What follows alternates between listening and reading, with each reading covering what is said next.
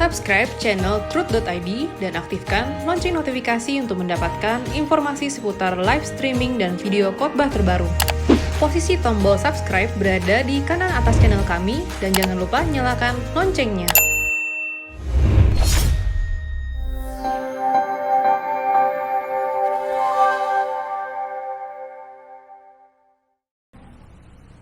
Mari kita berdoa. Bapak Ibu Saudara yang dikasihi Tuhan kita Yesus Kristus. Bapa, kami mohon pimpinan-Mu dan tuntunan-Mu agar kami dapat mengerti, memahami apa yang menjadi kehendak-Mu di dalam kehidupan ini. Bapa, berbicaralah, pakai anak-Mu ini agar kami dapat mengerti dan menangkap apa yang menjadi pesan-Mu di dalam kehidupan kami ini.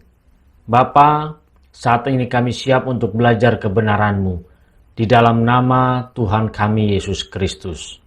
Amin. Shalom Bapak Ibu Saudara yang dikasihi Tuhan kita Yesus Kristus. Sering di dalam kehidupan kita sejak kita masih kecil, kita berjuang, kita berusaha, kita bekerja keras hanya demi memenuhi kebutuhan kita. Tidak sedikit di dalam kehidupan ini justru kita berjuang supaya kita bisa hidup mapan, kita bisa kaya raya, kita bisa punya harta yang banyak, kita bisa pergi ke sana sini jalan-jalan segala macam. Justru semuanya itu dengan tujuan supaya kita bisa menikmati hidup ini. Tidak sedikit, banyak justru di antara kita mau percaya kepada Tuhan kita Yesus Kristus karena kita mau sukses, karena kita mau kaya, karena kita mau hidupnya diberkati, kita tidak mau punya masalah, bahkan mau menerima mujizat. Ini yang terjadi dan ini fakta. Banyak orang mau percaya dan menerima Yesus Kristus sebagai Tuhan dan Juru Selamat karena dia mau menikmati hidup di dunia ini. Tidak sedikit mereka berpikir bahwa hidup kita kan cuma satu kali. Habis itu mati. Jadi ya nikmati saja supaya kita bahagia di dunia ini. Ini yang terjadi. Apalagi di tengah pandemi seperti sekarang ini, kita bisa melihat betapa orang semakin jahat, betapa orang banyak yang egois, memikirkan dirinya sendiri. Bahkan, tidak sedikit orang mau percaya kepada Tuhan kita Yesus Kristus, datang ke gereja beribadah hanya supaya dia memperoleh mujizat. Mau percaya kepada Tuhan kita Yesus Kristus, kalau terjadi mujizat di dalam kehidupannya, sakit parah sembuh, sudah divonis mati, sembuh tidak jadi mati, dia baru mau menerima Yesus Kristus sebagai Tuhan dan Juru Selamat. Apakah salah? Tidak, Bapak Ibu Saudara yang dikasihi Tuhan. Tidak salah, mujizat memang ada. Tetapi kita tidak boleh memiliki motivasi atau memarkir hidup kita sebatas kepada mujizat dan pemenuhan kebutuhan hidup ini.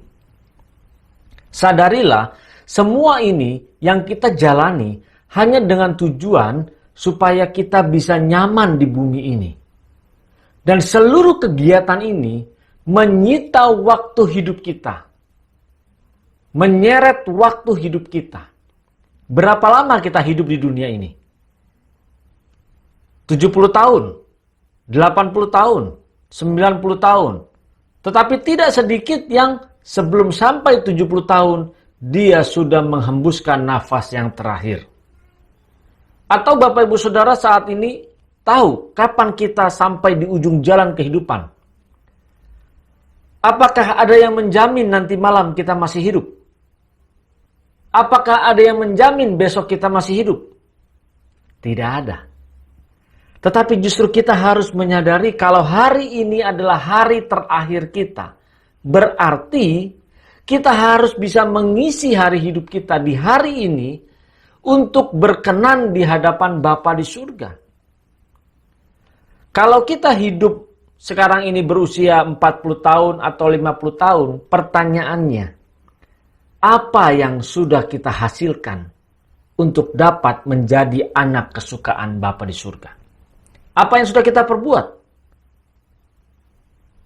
Adakah sekarang kondisi kita menjadi anak kesukaan Bapa? Atau justru sebaliknya, perilaku dan karakter kita bukan membuat kita menjadi anak kesukaan Bapa, tetapi membuat kita menjadi anak yang tidak disukai, bahkan bisa dimurkai oleh Bapa.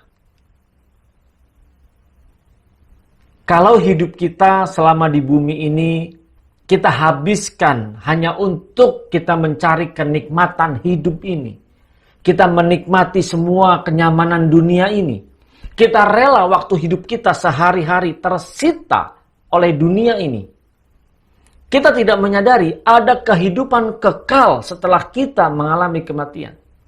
Kehidupan yang tidak ada putus-putusnya dan tidak pernah berakhir, yaitu kehidupan di keabadian.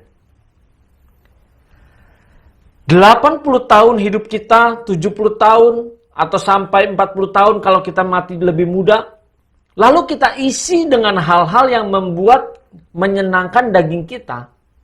Bisa dibayangkan kalau kita masuk dalam kehidupan keabadian bukan di tempat yang Bapa janjikan. Kalau kita masuk di dalam api yang kekal, bayangkan. Kita rela, bahkan banyak orang Kristen rela hidupnya tersita hanya demi kenyamanan dirinya sendiri. Rela tersita hanya untuk memenuhi segala kebutuhan fana ini. Bukan berarti Bapak Ibu Saudara kita tidak boleh memenuhi kebutuhan fana kita. Bukan berarti kita tidak boleh kerja. Justru kita harus kerja keras. Tidak sedikit di antara kita justru merasa kita tidak perlu kerja keras, kita cukup berdoa sama Tuhan, kita minta kepada Tuhan, maka kita akan diberkati. Justru konsep seperti inilah yang membuat kita tidak bertanggung jawab di hadapan Bapa di surga. Berbicara waktu hidup kita yang tersita, ayo saya mengajak untuk kita merenungkan. Selama hidup kita selama ini, hidup kita tersita untuk apa? Kalau kita mau jujur, kita punya hidup, punya waktu tersita hanya untuk memenuhi kebutuhan daging kita. Kita semua ingin memiliki hidup, makanya kita rela berjuang. Kita rela bekerja mati-matian hanya demi ingin memiliki hidup. Kita mau menikmati semua kenyamanan dunia yang ada. Fakta dan realita, tidak sedikit orang datang ke gereja dan dia mau percaya Yesus Kristus sebagai Tuhan dan Juru Selamat. Karena dia mau hidupnya diberkati. Bahkan, dia merasa bahwa kalau dia percaya Yesus Kristus sebagai Tuhan dan Juru Selamat, dia diberkati. Apalagi kalau dia bisa memberikan persembahan ke gereja. Lalu dikatakan nanti akan dibalaskan 100 kali lipat. Dia memberikan persembahan 10.000, nanti akan dibalaskan 100 kali lipat. Berarti dia akan menerima 1 juta. Kalau hal ini yang tertanam di dalam pikiran kita orang percaya, sesungguhnya kita menjadikan Tuhan kita sebagai bandar judi. Bukan berarti kita tidak boleh memberi loh. Bukan berarti kita tidak boleh punya empati sama orang susah. Tetapi motivasi kita apa? Tidak sedikit kita mau percaya Yesus Kristus sebagai Tuhan dan Juru Selamat. Tidak sedikit di antara kita mau datang ke gereja karena kita mau selalu diberkati. Lalu bagaimana kalau kita tidak diberkati secara materi, secara keuangan? Bagaimana kalau kita tidak mengalami mujizat? Kita sakit tetapi rasanya kok sakitnya bukannya semakin sembuh tetapi semakin parah. Bapak Ibu Saudara yang dikasihi oleh Tuhan Yesus Kristus. Kalau kita menyadari dan kita belajar kebenaran, seharusnya hidup kita saat ini tersita bukan lagi oleh cara hidup dunia. Tetapi hidup kita seharusnya tersita hanya untuk menyukakan dan menyenangkan Bapa di surga. Ini suatu paradoks. Karena fakta yang terjadi atau realitas sesungguhnya justru banyak manusia yang seharusnya menyadari bahwa ketika dia mempercayai Injil, maka dia akan mengalami paradoks di dalam kehidupan ini. Awalnya kita mau percaya kepada Injil karena kita mau diberkati. Dan tidak sedikit banyak hamba Tuhan menginjil berkata, ayo datang ke gereja, ayo percaya Yesus Kristus sebagai Tuhan dan Juru Selamat, maka engkau ekonominya akan dipulihkan, maka penyakitmu akan disembuhkan, hutang-hutangmu akan lunas dibayar. Siapa yang tidak mau hutangnya dibayar? Apalagi dikatakan dibayar sama Tuhan. Tetapi biasanya orang yang punya hutang banyak terus dibayar sama Tuhan dengan cuma-cuma tanpa dia bekerja keras, biasanya ini subjektif.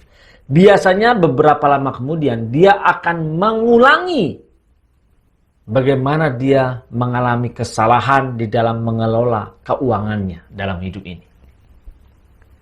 Kalau dia sakit sembuh tanpa dia berjuang sungguh-sungguh dan dia tanpa mengalami pertobatan dengan sungguh-sungguh, dia bisa saja makannya masih sembarangan. Hidupnya masih dalam dosa. Bapak, Ibu, Saudara, mari, hidup kita sangat singkat. Jadi kita harus bisa, kalau waktu hidup kita 70 tahun, sekarang kita misalnya sudah 40 tahun, berarti sisa hidup kita tinggal 30 tahun lagi. 30 tahun lagi kita harus berjuang bagaimana mengisi 30 tahun ini lebih keras, lebih gigih, lebih ulet untuk menjadi anak-anak kesukaan Bapa di surga. Firman Tuhan di dalam Lukas 14 ayat 33 berkata, demikian pula lah tiap-tiap orang di antara kamu yang tidak melepaskan dirinya dari segala miliknya tidak dapat menjadi muridku. Firman Tuhan katakan di sini, yang tidak melepaskan dirinya. Kata melepaskan di sini berasal dari apotasomai. Memiliki makna, memiliki tujuan bahwa kita yang harus memisahkan diri kita. Kita yang harus menarik diri kita. Kalau kita sekarang ini berada di dalam sebuah perkumpulan, lalu kita berusaha untuk keluar dari situ, kita yang memisahkan diri kita sendiri. Kita harus menarik diri. Ibaratnya kita mengucapkan selamat tinggal. Selamat tinggal terhadap percintaan dunia. Selamat tinggal dari dosa. Kita yang meninggalkan, bukan kita ditinggalkan oleh dunia. Dunia tidak pernah meninggalkan kita. Dunia selalu menyeret kita semua untuk kita melekat dan menjadi sama dengan dunia ini. Jadi firman Tuhan katakan yang tidak melepaskan dirinya. Jadi kita yang harus menarik diri dari segala milik kita yang membuat kita terseret menjadi sama seperti dunia ini. Kita yang harus meninggalkan. Kalau kita memiliki segala sesuatunya, kita mungkin punya teman-teman atau kolega bisnis kita, orang-orang yang terhormat, kita merasa hebat. Tetapi firman Tuhan katakan apa? Yang rela meninggalkan. Banyak di antara kita justru tidak mau meninggalkan semua itu karena kita hidup ini untuk mencari kebahagiaan dunia. Bapak, Ibu, Saudara, kita mencari kebahagiaan di dunia ini. Berapa lama sih kita bisa nikmati? 70 tahun kita bisa nikmati kebahagiaan di dunia ini. Tetapi setelah itu, yang tidak ada batasnya, apa yang kita nikmati? Pilih mana sekarang? Kita menikmati kesengsaraan atau masalah atau misalnya kita menderita selama 70 tahun. Tetapi setelah itu kita mengalami kebahagiaan hidup. Bagaimana kita hidup bisa bersama-sama dengan Tuhan kita di langit yang baru dan bumi yang baru. Perjuangan. Berarti kalau begitu kita tidak boleh dong ya di dunia ini hidup bahagia. Saya tidak mengatakan kita tidak boleh hidup bahagia. Tetapi jangan membuat hati kita, pikiran kita, jiwa kita terikat di situ. Waktu hidup kita yang singkat ini, ayo saya mengajak, kita berjuang terus. Jangan lagi kita punya waktu hidup ini disita oleh percintaan dunia, disita oleh kenyamanan dunia, disita oleh daging kita. Tetapi sekarang kita harus sadar, dengan kita belajar kebenaran, kita harus memberikan waktu kita tersita untuk Tuhan. Kalau kita tidak bisa tersita untuk Tuhan, maka kita tidak dapat menyukakan dan menyenangkan hati Dia. Orang yang waktu hidupnya tersita hanya untuk Tuhan, dia berjuang untuk dapat menyukakan dan menyenangkan hati Tuhan. Tetapi kalau waktu hidup dia hanya tersita dari dunia ini, kepentingan pribadinya, dia hanya untuk menyenangkan jiwanya sendiri. Tapi kan susah. Berbicara melepaskan, tadi firman Tuhan katakan, kalau kita dapat melepaskan segala percintaan duniawi ini, kalau kita dapat melepaskan segala pelanggaran dan dosa-dosa kita, kalau kita dapat melepaskan keegoisan kita, maka kita bisa menjadi murid. Kalau saat ini kita tidak dapat melepaskan semuanya itu, sesungguhnya kita belum atau bukan sebagai murid. Jadi murid di sini bukan hanya sekedar kita mengaku Yesus Kristus sebagai Tuhan dan Juru Selamat, tetapi tunjukkan melalui perbuatan kita. Tunjukkan melalui hidup kita. Dapatkah kita melepaskan segala kenyamanan di dalam hidup ini? Atau justru kita semakin terikat dengan semua yang kita miliki? Jadi kalau begitu kita tidak boleh dong ya menikmati. Faktanya di antara kita justru bahkan saya sendiri mengalami bagaimana kita sulit untuk melepaskan semua itu. Kita terikat dan kita sulit untuk meninggalkan. Kita sulit untuk menanggalkan. Karena di dalam kehidupan kita, kita terus terseret oleh dunia ini. Sadarlah, dunia tidak pernah meninggalkan kita. Jadi kita yang harus meninggalkan dunia ini. Bukan berarti terus kita bunuh diri. Berbicara kita meninggalkan duniawi ini, kita meninggalkan kedagingan kita meninggalkan semua yang membuat jiwa kita nyaman, merasa enak tinggal di bumi ini. Ingat, dunia bukan rumah kita. Dunia bukan rumah kita. Dunia tidak pernah meninggalkan kita. Dunia selalu menyeret kita. Dunia selalu membawa kita dan arusnya tidak terlihat, tetapi itu dahsyat, itu kuat, menyeret kita. Sehingga kita tidak pernah menyadari bahwa hidup kita terseret oleh dunia ini.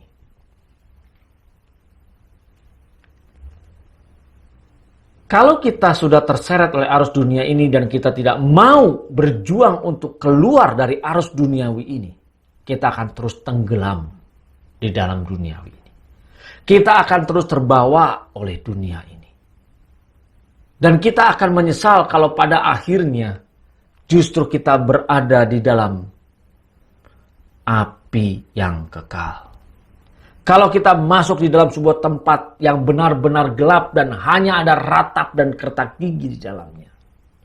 Bapak, Ibu, Saudara yang dikasih Tuhan. Ayo kita mengkoreksi diri kita. Adakah sekarang waktu hidup kita yang kita berikan, yang kita miliki ini hanya tersita oleh duniawi ini? Atau justru sekarang ini kita sadar dan kita serahkan waktu hidup kita untuk Tuhan. Menyenangkan hatinya. Berjuanglah menjadi serupa Yesus Kristus. Tapi kan sulit melepaskan semuanya. Memang tidak mudah. Nyaris mustahil. Bagi manusia mustahil. Tapi bagi Tuhan tidak ada yang mustahil. Ingat Bapak, Ibu, Saudara. Sulit kita melepaskan karena memang sejak kecil kita dilahirkan, kita dididik, kita mewarisi cara hidup yang sia-sia, yang fokusnya bagaimana kita terus terikat oleh duniawi ini, sehingga kita takut kehilangan kenyamanan yang ada. Bagaimana cara kita mengatasinya supaya kita bisa melepaskan semuanya itu? 2 Timotius 2 ayat 4 berkata, seorang prajurit yang sedang berjuang tidak memusingkan dirinya dengan soal-soal penghidupannya, supaya dengan demikian ia berkenan kepada komandannya. Supaya kita dapat terbebas dari keterikatan yang ada, dari keduniawian ini, maka kita tidak boleh memusingkan diri kita sendiri. Kita tidak boleh memusingkan masalah kehidupan kita, kebutuhan kita yang menyeret kita. Bukan berarti juga kita tidak boleh bekerja keras. Jadi jangan disalah artikan. Kita tidak boleh memusingkan diri kita sendiri, karena kebiasaan kita, kalau kita memusingkan diri kita sendiri, apa yang kita butuhkan, apa yang kita inginkan, kita pasti kejar sehingga waktu hidup kita habis hanya untuk menyenangkan daging kita. Habis hanya untuk mencari pemenuhan tentang kehidupan kita. Kalau firman Tuhan katakan seorang prajurit tidak memusingkan dirinya, supaya apa? Supaya dia dapat berkenan kepada komandannya. Maukah kita berkenan di hadapan Bapa? Kalau kita mau berkenan di hadapan Bapa, justru kita jangan memusingkan diri kita sendiri. Jangan memusingkan, aku belum punya rumah, aku belum punya istri, aku belum punya anak, aku belum punya deposito, aku belum punya logam mulia, aku belum punya segala-galanya. Tetapi kita harus berjuang bagaimana kita memiliki Tuhan yang sepenuhnya di dalam kehidupan kita. Ketika kita memusingkan diri kita sendiri, kita tidak berkenan di hadapan Bapa. Tapi kan sulit. Seorang prajurit yang mau berperang, dia pasti akan mengarahkan hidupnya untuk meraih kemenangan itu. Kalau kita sekarang mau melepaskan semuanya dan berjuang, kita harus fokus. Kemana fokus kita? Langit yang baru dan bumi yang baru. Arahkan pandangan kita hanya ke langit yang baru dan bumi yang baru. Jangan lagi pandang kenyamanan dunia. Jangan lagi pandang kenikmatan dunia. Tetapi pandang kenikmatan di langit yang baru dan bumi yang baru. Pandang bagaimana kehidupan di sana bersama dengan Tuhan kita Yesus Kristus. Yang membuat kita rela menanggalkan semuanya. Karena kita tahu kehidupan kekal kita nanti di sana. Kalau kita hanya fokus kepada dunia ini, berarti kita siap untuk masuk dalam kehidupan kekal. Bukan di langit yang baru dan bumi yang baru. Begitu pula dengan seorang pelari. Seorang pelari, dia akan fokus di dalam perlombaannya melihat ke garis finish. Dia hanya melihat satu tujuannya, garis finish.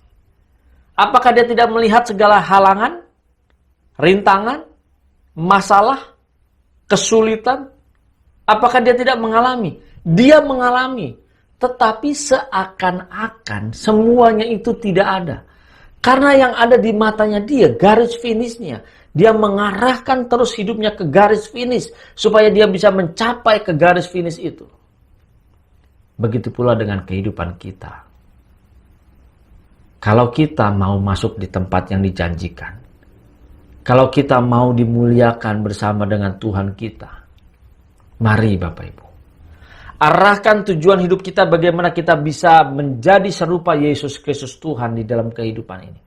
Terus arahkan hidup kita ke sana, garis akhir kita.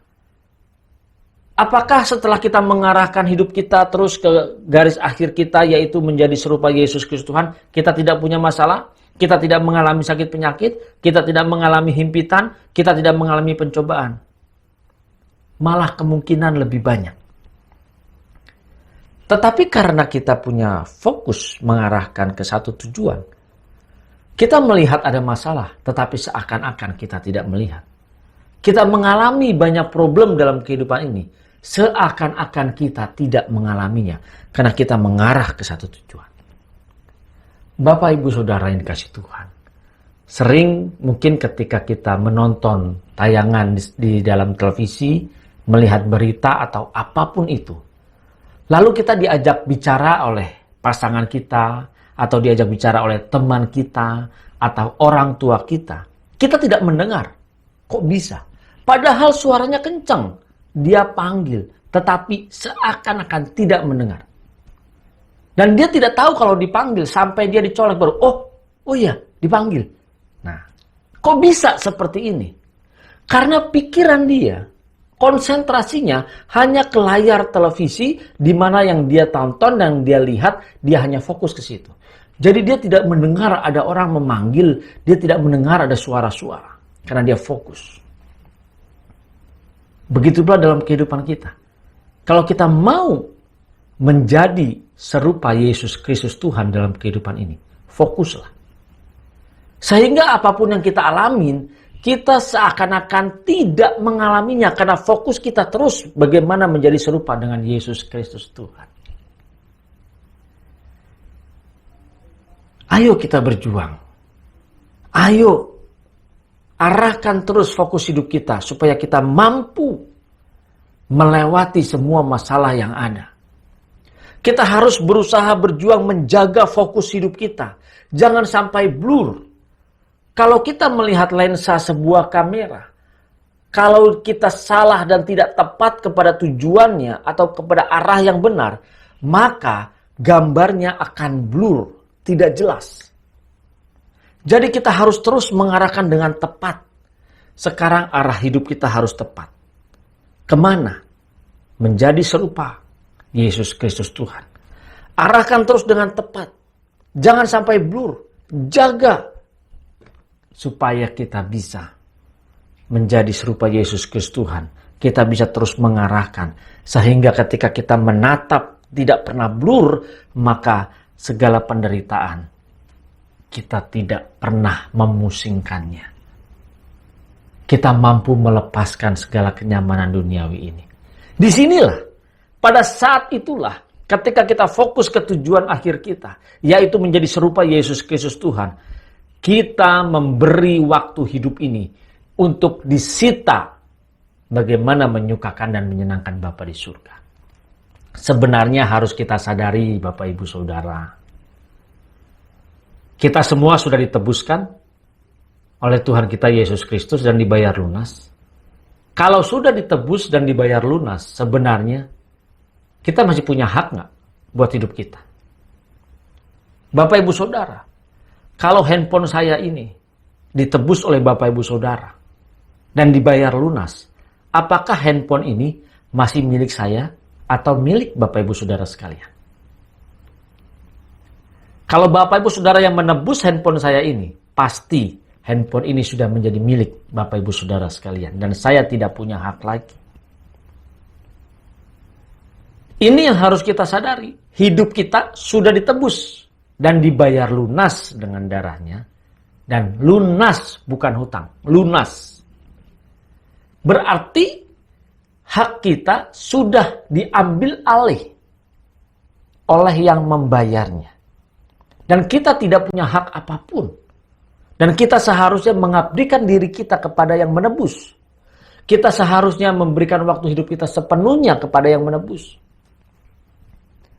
Bisa bayangkan Bapak Ibu Saudara, kalau kita melihat ada orang yang bekerja sebagai hamba, di dalam hidupnya mengabdi kepada majikannya.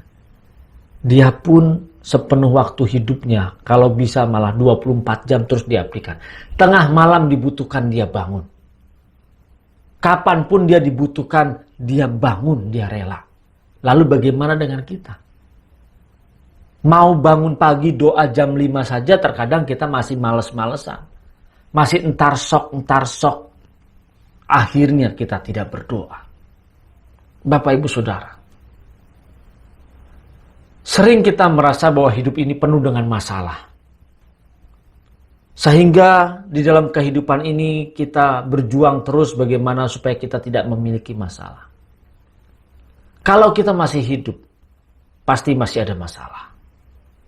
Bapak Ibu Saudara, justru masalah yang terutama dalam kehidupan kita bukan karena kita tidak punya kekayaan, bukan karena kita tidak punya rumah, bukan karena kita tidak punya pasangan hidup, bukan karena kita tidak punya anak. Yang menjadi masalah yang sesungguhnya seharusnya adalah kalau kita tidak dapat menyukakan dan menyenangkan hati Bapa di surga. Ini yang menjadi masalah kita. Kita harus menjaganya. Jangan sampai justru kita merasa tenang-tenang saja dalam kehidupan ini. Padahal kita hanya menyenangkan daging kita sendiri. Dan kita tidak pernah berjuang menyenangkan hati dan perasaan Bapa di surga. Jangan karena kita percaya Yesus Kristus Tuhan lalu kita berkata, aku sudah berkenan di hadapan Bapa. Karena kita percaya Yesus Kristus sebagai Tuhan dan Juru Selamat. Dia yang menebusku, maka aku berkenan. Tidak sebatas itu Bapak Ibu Saudara. Justru kita harus berjuang. Bapak Ibu Saudara pun punya, kalau yang punya anak, misalnya punya 3 orang anak. 3-tiganya kita sayang dong. Namanya anak pasti kita sayang. Tetapi biasanya ada salah satu yang menyukakan, yang menggembirakan hati kita. Kok bisa? Karena salah satu anak ini ketika dia mungkin bermain dengan teman-temannya, yang dia pikirkan perasaan orang tuanya. Ketika diajak bergaul, diajak main, diajak melakukan tindakan-tindakan yang tidak menyenangkan, dia berpikir nggak mau nanti papa saya, mama saya marah. Ini yang terjadi. Dan dia memikirkan hati dan perasaan orang tuanya. Sehingga di dalam sepak terjang kehidupannya, karakternya, dia selalu berpatokan tidak mau mendukakan hati orang tuanya. Begitu pula dalam kehidupan kita. Seharusnya kita memikirkan hati dan perasaan Bapa. Sehingga apa yang kita pikirkan, apa yang kita lihat, apa yang kita perkatakan, kita harus memikirkan apakah Bapa di surga senang dengan perkataan kita. Apakah Bapa di surga senang dengan apa yang kita lihat?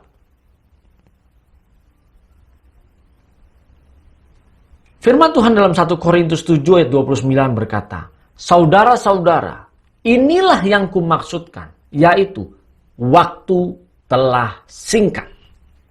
Karena itu, dalam waktu yang masih sisa ini, orang-orang yang beristri harus berlaku seolah-olah mereka tidak beristri." Ingat firman Tuhan katakan, waktu telah singkat. Sadarlah, waktu hidup kita singkat. Sekarang usia kita berapa? Kita tidak menyadari, kita sudah melalui waktu hidup kita begitu cepat. Kita nggak tahu ke depan, berapa lama lagi kita punya kesempatan. Dan firman Tuhan katakan di sini, orang-orang yang beristri harus berlaku seolah-olah mereka tidak beristri. Dan orang-orang yang menangis seolah-olah tidak menangis. Dan orang-orang yang bergembira seolah-olah tidak bergembira. Dan orang-orang yang membeli seolah-olah tidak memiliki apa yang mereka beli. Pendeknya orang-orang yang mempergunakan barang-barang duniawi seolah-olah sama sekali tidak mempergunakannya. Sebab dunia yang kita kenal sekarang akan berlalu. Sadarlah, dunia yang kita huni sekarang ini akan berlalu. Dunia yang kita nikmati sekarang ini akan berlalu. Jadi kalau kita mengejar atau menghabiskan waktu hidup kita hanya untuk menikmati semua yang ada di bumi ini, pada akhirnya akan kita tinggalkan. Kita berjuang sekarang, menghabiskan waktu hidup kita, tersita dengan segala kebutuhan kita, tersita oleh kenyamanan dunia, tersita oleh daging kita, semuanya itu akan kita tinggalkan. Sia-sia bukan? Kalau ini sia-sia akan kita tinggalkan dan tidak kita bawa ke langit baru bumi baru. Buat apa Bapak Ibu Saudara? Bukan berarti tidak boleh menikmati loh ya. Kalau kita diberkati ada ya kita nikmati. Tetapi kita tidak boleh terikat dengan semuanya itu. Ayat selanjutnya berkata, "Aku ingin supaya kamu hidup tanpa kekhawatiran. Orang yang tidak beristri memusatkan perhatiannya pada perkara Tuhan. Bagaimana Tuhan berkenan kepadanya." Kita harus melihat ini. Dia menghabiskan waktu hidupnya bagaimana Tuhan berkenan. Nah, kita harus berjuang. Jadi kita harus bisa hidup tanpa kekhawatiran. Walaupun kita punya masalah, tapi kita tidak khawatir. Walaupun kita punya problem, kita tidak khawatir. Karena kita memusatkan perhatian kita pada perkara-perkara Tuhan. Perkara-perkara yang di atas. Orang yang beristri memusatkan perhatiannya pada perkara duniawi. Bagaimana ia dapat menyenangkan istrinya. Dan dengan demikian, perhatiannya terbagi-bagi. Perempuan yang tidak bersuami dan anak-anak gadis memusatkan perhatian mereka pada perkara Tuhan, supaya tubuh dan jiwa mereka kudus. Tetapi perempuan yang bersuami memusatkan perhatiannya pada perkara duniawi. Bagaimana ia dapat menyenangkan suaminya? Kita harus menyadari kalau kita memiliki kekhawatiran akan hidup kita di dunia ini. Kita memiliki kekhawatiran karena kita tidak menikmati kenyamanan duniawi ini. Kita tidak bisa memfokuskan perhatian kita bagaimana kita dapat menyukakan dan menyenangkan Bapa di surga. Kita harus dapat melepaskan semuanya. Kita harus dapat menanggalkan semuanya. Dan kita harus dapat mengalami mati sebelum mati. Maksudnya bagaimana? Kita tidak punya keinginan lagi untuk menyenangkan daging kita. Tetapi keinginan kita saat ini adalah bagaimana Bapa di surga suka dan senang sehingga kita berkenan kepadanya. Kita harus berjuang untuk ini Bapak Ibu Saudara. Dan ini yang menjadi perkara dalam kehidupan kita. Kalau kita gagal, inilah masalahnya. Kita akan terpisah dari hadirat Bapa. Dan untuk dapat menyenangkan hati Bapa di surga, tidak ada cara lain kecuali kita menjadi serupa Yesus Kristus Tuhan. Ini yang harus kita sadari. Ayat 35 berkata, semuanya ini kukatakan untuk kepentingan kamu sendiri, bukan untuk menghalang-halangi kamu dalam kebebasan kamu, tetapi sebaliknya, supaya kamu melakukan apa yang benar dan baik dan melayani Tuhan tanpa gangguan.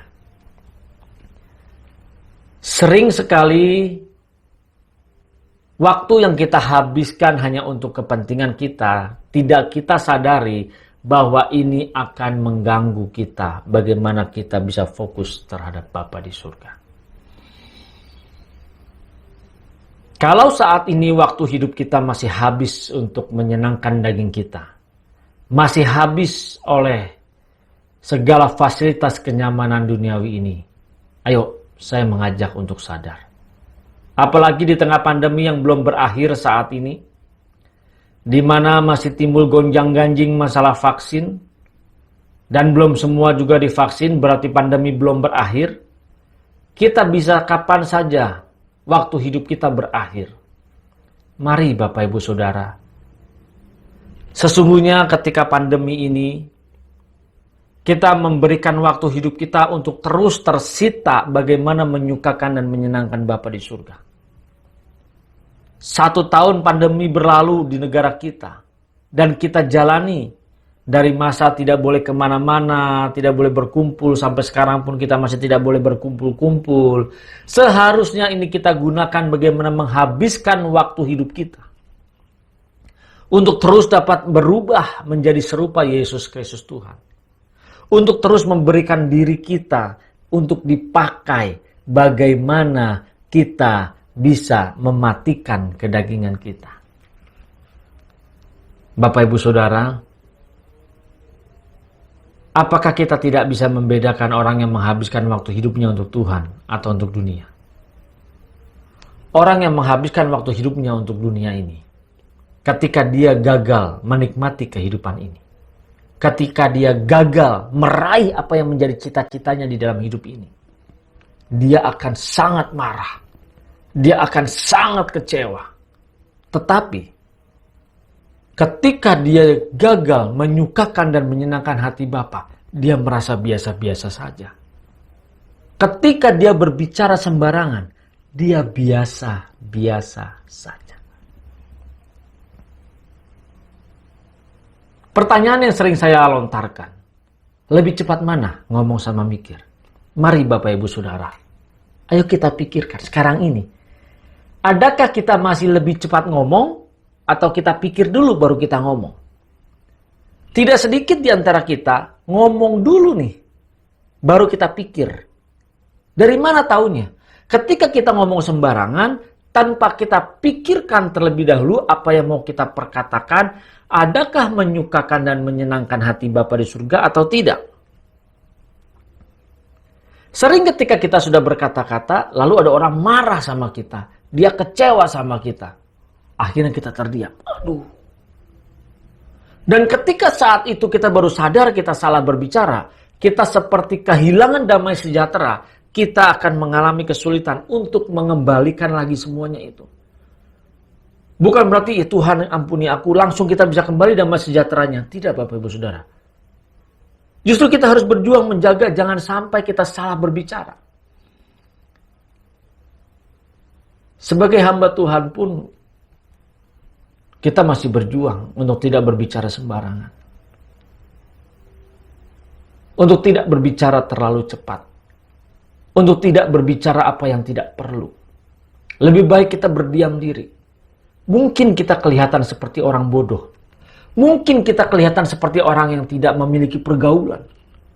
Mungkin kita kelihatan seperti orang kuper.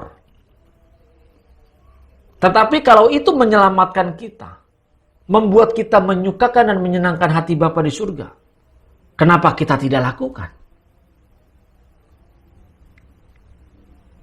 Sesuatu hal yang sulit memang. Apalagi kita sudah terbiasa ngomong sembarangan. Banyak orang berkata, ya Pak, itu kan mulutnya aja yang jahat, tapi kan hatinya lemah lembut. Bapak Ibu Saudara, apa yang keluar dari mulut ini meluap dari hati. Kita tidak memikirkan apapun, tapi meluap dari hati, keluar perkataan-perkataan yang menyakiti hati orang lain. Yang menyinggung orang lain, yang menyindir orang lain. Apalagi kita suka membicarakan orang lain, menjelek-jelekan orang lain. Justru itulah isi hati kita. Kita tahu isi hati seseorang dari mana? Dari apa yang dia perkatakan. Inilah isi hatinya, karena keluar dan meluap dari mulutnya. Jadi kita harus bisa menjaga hati kita. Kalau dari hati kita supaya yang keluar ini bersih, air kehidupan, berarti kita harus memasukkan di dalam hati kita sumber dari air kehidupan itu. Kita memasukkan kebenaran, kita memasukkan firman Tuhan, kita renungkan supaya kebenaran itu yang masuk ke dalam hati kita dan hati kita bisa memprosesnya dan yang keluar melalui mulut kita. Semuanya itu adalah kebenaran. Kalau yang kita masukkan hal-hal yang tidak berguna, gosip, ngomongin orang, suka dengar hal-hal yang tidak berguna, hati kita dipenuhi oleh sampah dalam kehidupan ini. Maka yang keluar dari mulut kita pun pasti tidak jauh dari sampah yang masuk ke dalam hati kita. Ingat Bapak Ibu Saudara, ayo, jangan biarkan dunia menyeret kita. Jangan biarkan dunia menghabisi waktu hidup kita.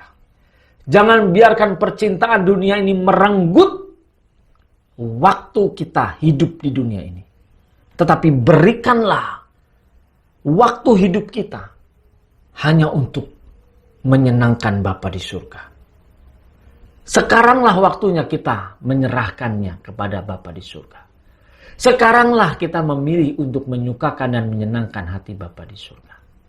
Mari Bapak Ibu Saudara, sekaranglah waktunya. Jangan tunda-tunda lagi. Jangan sampai kita menyesal ketika kita menutup mata. Ayo renungkan. Sekarang ini, waktu kita habiskan untuk dunia atau untuk Tuhan. Kalau kita masih menghabiskan untuk dunia dan kepentingan diri kita sendiri, sadarlah, waktu ini singkat. Berikanlah waktu hidupmu dan waktu hidupku hanya untuk menyukakan dan menyenangkan hati Bapa di surga. Tuhan memberkati. Mari kita berdoa. Bapa, terima kasih buat kesempatan dan firman-Mu yang Kau sampaikan bagi kami. Ampuni setiap kami kalau selama hidup ini kami masih menghabiskan waktu hidup kami hanya untuk kepentingan diri sendiri.